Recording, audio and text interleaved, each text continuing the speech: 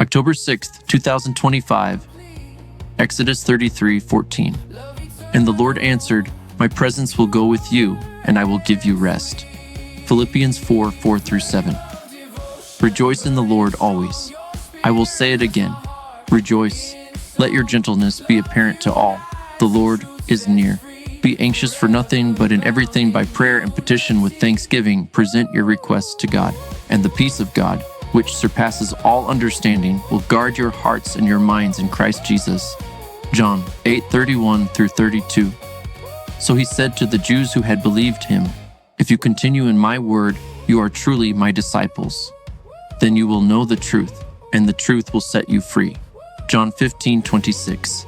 When the advocate comes, whom I will send to you from the Father, the Spirit of truth who proceeds from the Father, he will testify about me. Your love can be a quiet, flickering candle or a roaring fire, but your true love has flame only because God has given you the enormous capacity to love. Thank God for the ability He has freely given to you to shine your deepest affection with your beloved. 1 John 4:7. Beloved, let us love one another because love comes from God. Everyone who loves has been born of God and knows God. Reflection. Many things are received differently from one person to the next. Rest is something that everyone receives regardless of preference or circumstances. God provides His rest, which will always restore us. The presence of God remains unaffected by our situation, and even amid chaos, we find rest through communion with the Creator. In all things, we can rejoice. The alignment of joy enables us to distinguish between the position of our moral center and the position of our physical circumstances. Our prayer devotion centers around an exchange of desire between our preferences and God's purposes.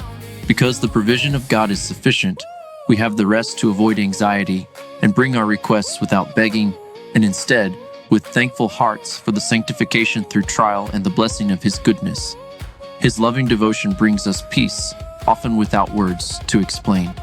As we rely more on this loving devotion, we receive the peace that produces thanksgiving, peace that brings us to rejoicing even in trial.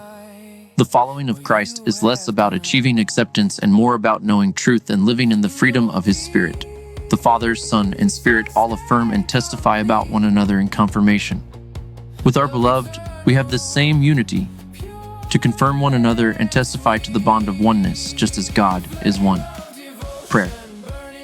Thank you for the flame that warms us to one another and to the unity of love. May we ignite in love through the truth of your sacred bonds. You give us the deepest affection, and you grow our hearts together. Thank you for the loving devotion that goes beyond our understanding. There is nothing that keeps us from rest and peace in you. May we always rely on the presence of your Spirit in all things.